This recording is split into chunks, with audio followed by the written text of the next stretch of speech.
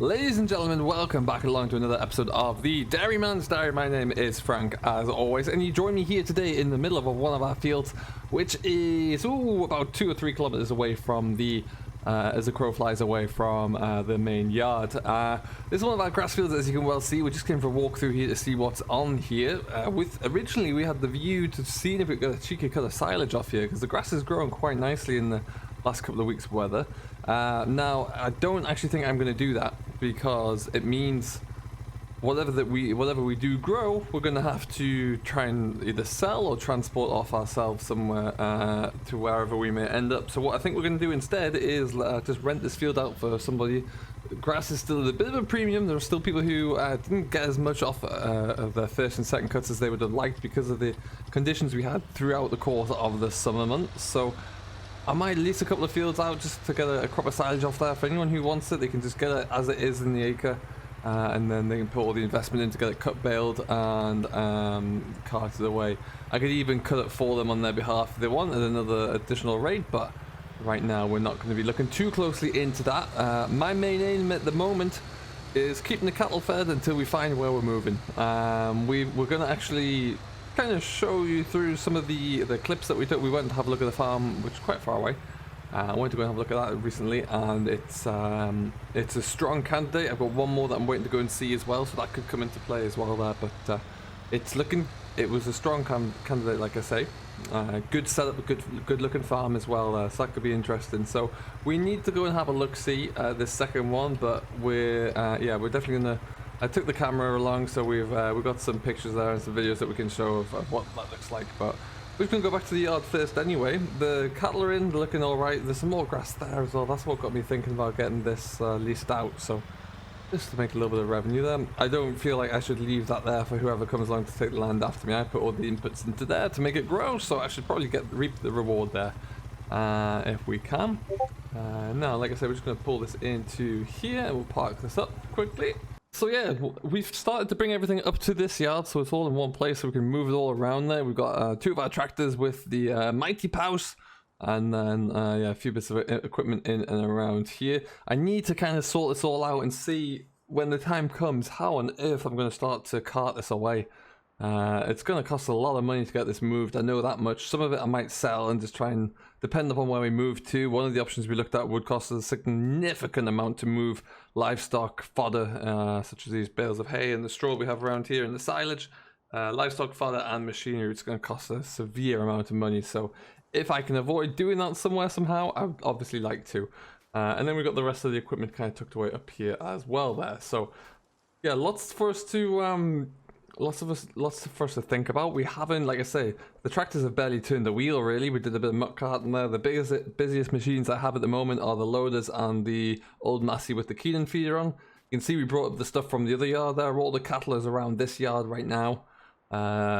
We got them all shifted so they could settle, so we could get them moved eventually. So yeah, we're just kind of using all the other loaders because I just want to leave them here so I can keep them close to hand so we know where they're all going. We're still milking a little bit, but that's even winding down now as well because we are getting towards the end.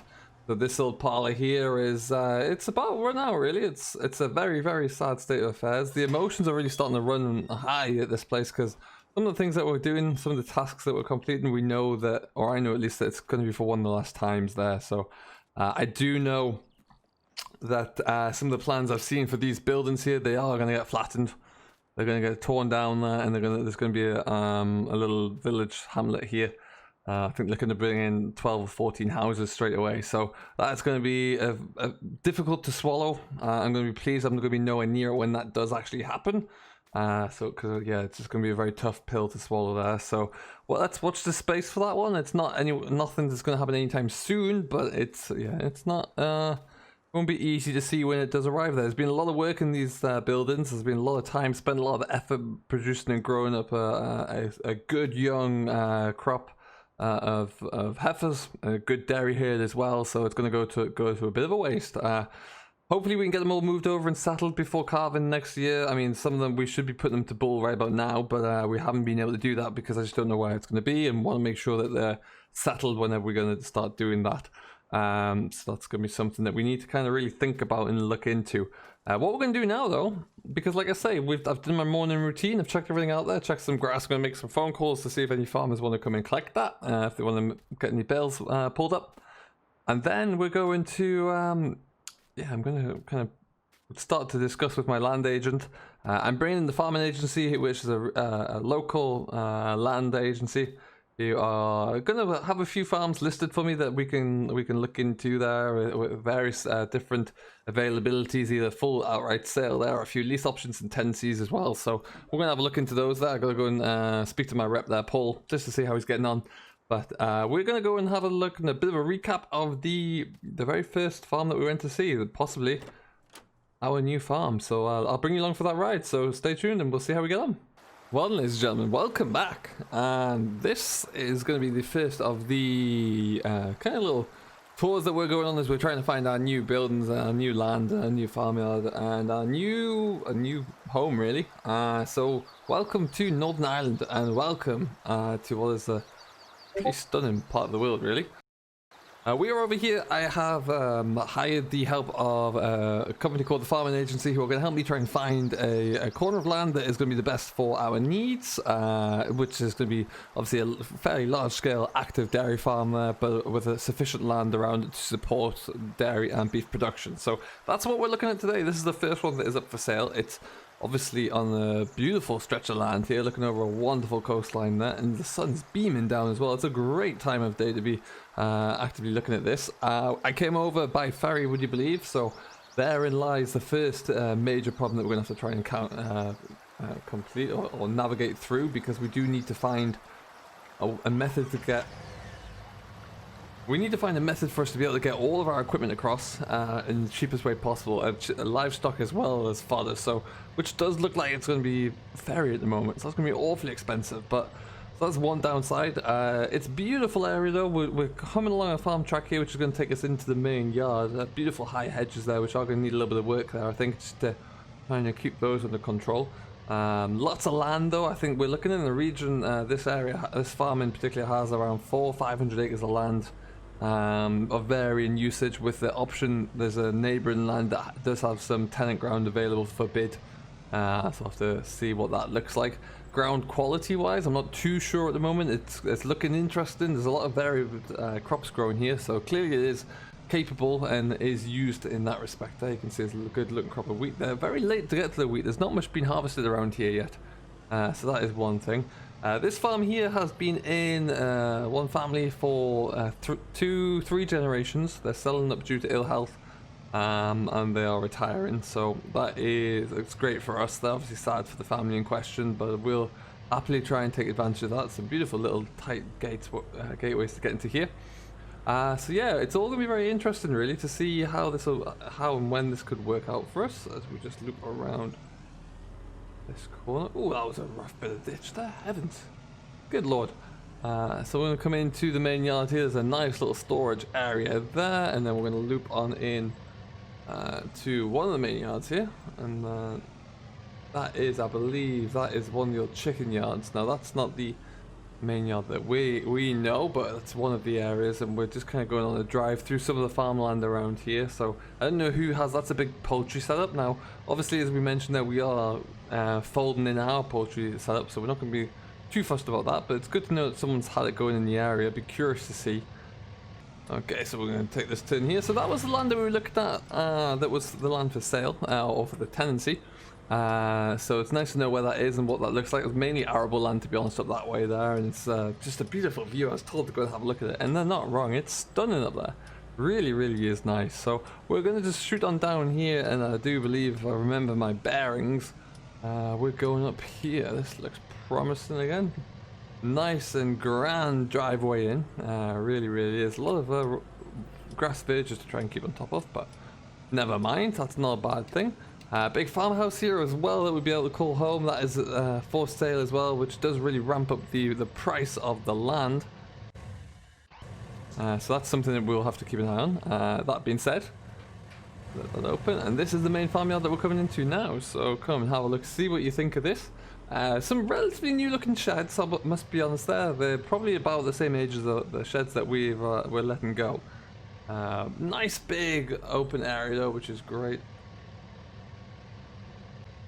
I'm just going to knock that off there. And now I have been given permission to go and have a bit of a roam around, which is exactly what we'll do. We're going to come into what I like is the light in here. It's beautifully lit, very nice and airy. Cattle will be very happy in here, that's for sure. Coming out the back end of this main shed, you'll see two huge silage pits. Now, as you know, I'm not really one for, well, currently not one for doing pit silage. I haven't got the infrastructure there. I do a lot of baled silage, so I don't know if we want to be kind of changing that as we kind of go through this system. That would be something we'd have to take into consideration. There's a fair body of grass around here, though. Jump over there. Oh no, it's been lifted. It's been lifted. So there's, yeah, we would have to bring our own fodder over, because one thought I did have was perhaps being able to sell the silage off that we have and just kind of get a crop done here too, or buy some in locally if the price is good. But it might be that we have to just bring some of our own across, which is, again, it's going to add considerably to the cost, so we'll have to see about that. We got some big storage sheds down here as well. Nice Dutch barn at the back end here. Another little track that I believe, now I've been told that this track, if you take this one, it takes you through some of our land and down to the back side of the local village. So nice one to know it's there. What have we got in here? I believe some of the farmers' equipment is still knocking around somewhere. I don't know if it's at this farm or not. But yeah, that's a good size shed, a good storage shed for sure. And around the back, it looks like we've got a little bit of a stackyard going on here as well, which is good. A little bit of a buck midden, which is always nice to have. God knows we'll be using that. And then into one of our fields. See, they even got some maize growing there as well, so that could be useful for us. That could be very useful. Definitely want to look to get another, get some more whole crop silage in there. That'll be good. But yeah, like you can see, it's a big yard. This shed intrigues me because I'm assuming that's just the cattle shed. This must just be a huge storage shed, but it's a good size yard. There's plenty of space for what we need. The pros for it are certainly that it's all, the acreage is all at one farm, and there's only one set of buildings, which is ideal for what we want. Means that we, oh, there, it's just a big old shed. Oh, it goes through there. It's a huge shed is what it is. Nice. Plenty of space to store in here. So I'll probably look to get a lot of straw and hay stacked up in here, I would say. That would definitely make sense. So that'll be a good one to do. It is all under one area there, so there'll be less lagging around, less carting around, less work to do in that respect. The problem, or the one negative I can think of right now straight away, is always going to be around about that the initial cost to get set up here. Getting a big ferry in to pull all this over is going to take a long time at a huge expense. So I need to really think about that and be smart as to how we would look to do that. I don't know at the moment is my short answer, but I'm sure we could try and figure it out. It's a beautiful looking house though, that's for sure. We'll have to get the family over to have a look at that one and see how that looks. But yeah, this is, like I said, this is kind of farm number one really. This is what we're thinking about and what we could look to do. And then we're going to have to kind of, there's like a few more options that we're looking into. And we're going to see how they all kind of come together. But yeah, this is option number one. So this is probably the most expensive option, I think, in terms of the actual purchase price, because the acreage is probably the highest.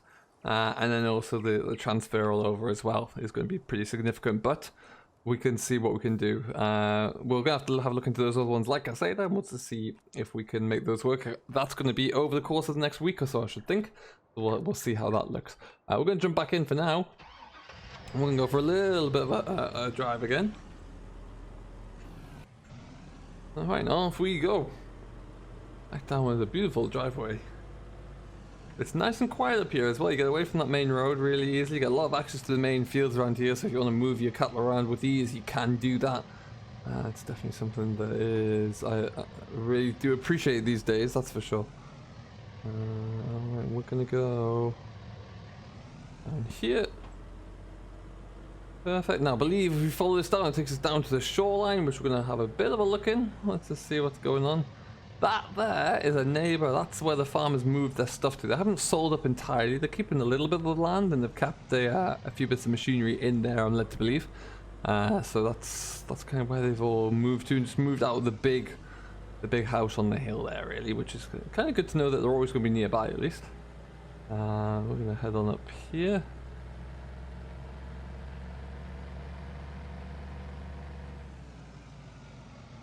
How's this road going? This is a nice truck. This is not mine. This is hired in and just went for the day whilst we're over here.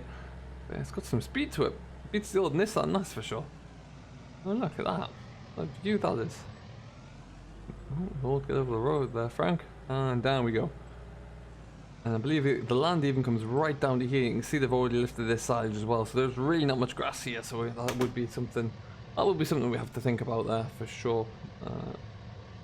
Nothing coming. Happy days. And so, yeah, plenty to think about. Do let me know what you think about this, the brief look that we've had here. Let me know if any of you are there farming Northern Ireland at the moment and how that's all looking. But yeah, it's going to be interesting, that's for sure. We're just entering the town of Ballyrock here, so it's a beautiful little coastal village. The weather is outstanding, it really, really is. We're just going to swing into here for now.